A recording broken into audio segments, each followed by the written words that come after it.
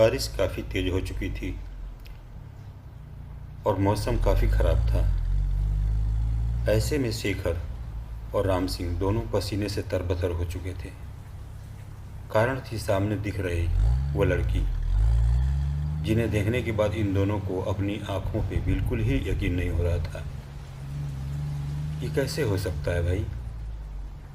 सामने जो लड़की थी उसका चेहरा तो लड़की का था, लेकिन उसके हाथ किसी जानवर के थे, जो देखने में काफ़ी भयानक लग रही थी। राम सिंह और शेखर ने एक दूसरे को देखा। राम सिंह ने जीप को वापस मोड़ना चाहा, लेकिन जगह कम होने की वजह से वो जीप को मोड़ न सका।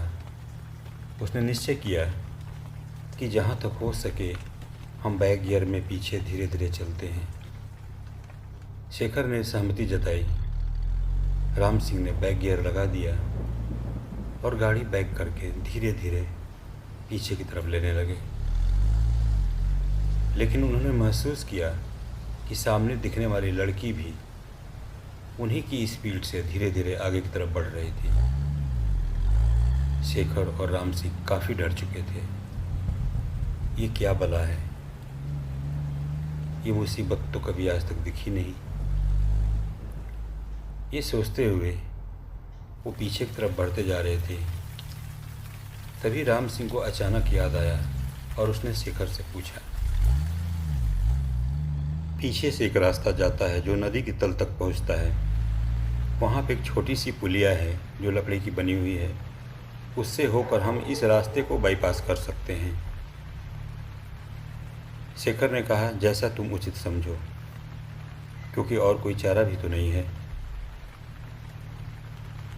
राम सिंह थोड़ा पीछे आने के बाद उस रास्ते के समीप पहुंच गया और उसने उस रास्ते के ऊपर अपनी जीप को वापस डाल दिया।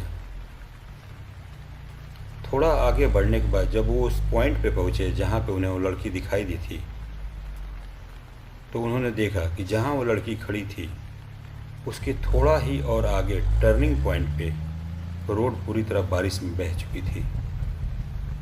ये देखने के बाद राम सिंह और शेखर डर गए। उन्होंने सोचा कि अगर वो लड़की नहीं रोकी होती तो हो सकता है कि टर्निंग पॉइंट पे न दिखने के कारण और बारिश में हम उस टूटे हुए रोड पे ही गाड़ी चला देते और कोई बड़ी दुर्घटना का शिकार हो जाते। तो क्या वो लड़की हमें बचाने आई थी या फिर कोई और बात है? इसी को समझते हुए वो दोनों अपने रास्ते पे बढ़े जा रहे थे। जीप धीरे धीरे आगे बढ़ी जा रही थी। रास्ता कच्चा था, फिर भी इतना चौड़ा तो था कि जीप को किसी भी प्रकार की कोई परेशानी नहीं हो रही थी।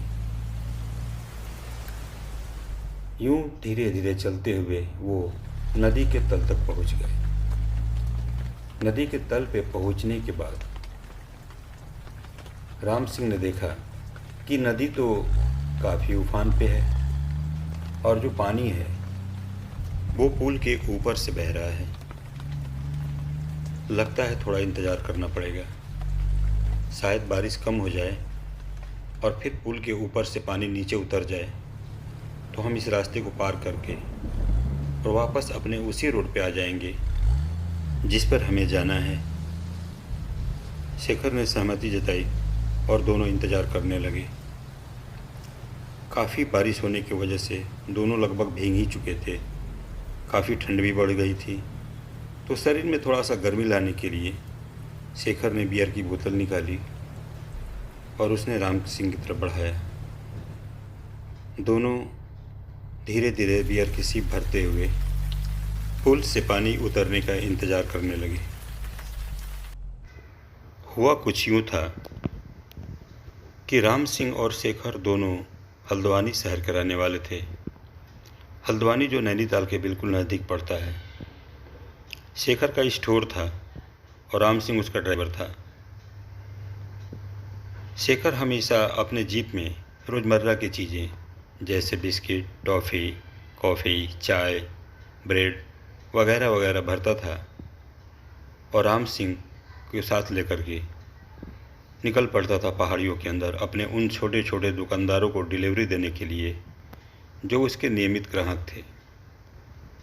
वो निकलते हुए भीमताल, भवाली, रामगढ़, मुक्तेश्वर तक कभी कभी चला जाता था और वापसी में सबसे अपने पैसे का हिसाब करते हुए वापस लौट आता था।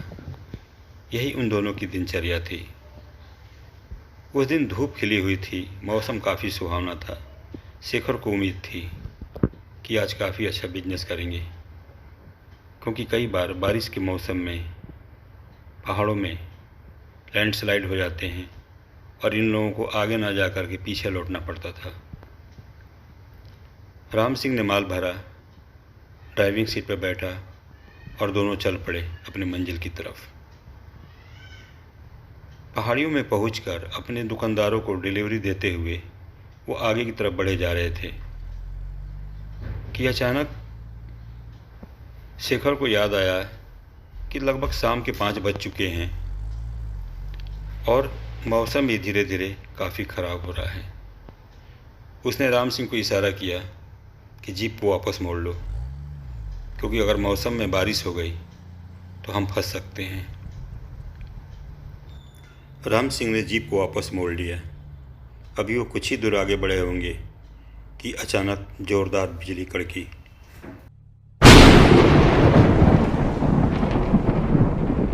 और फिर बारिश शुरू हो गई। राम सिंह काफ़ी सावधानीपूर्वक गाड़ी चला रहा था। जब वो मुक्तेश्वर और रामगढ़ के बीच के घने जंगलों से गुजर रहे थे कि अचानक राम सिंह ने एक जोरदार ब्रेक लिया और एक झटके के साथ जीप को रोक दी। शेखर ने पूछा, क्या हुआ राम सिंह, जीप क्यों रोकी? राम सिंह ने सामने की तरफ इशारा किया और फिर शेखर ने जो कुछ सामने देखा वो देखने के बाद उसके होश उड़ गए। कौन थी वो लड़की? क्या हुआ शेखर और राम सिंह के साथ? क्या वो दोनों वापस घर लौट पाए? ये सब जानने के लिए देखें मायाविनी का अगला एपिसोड।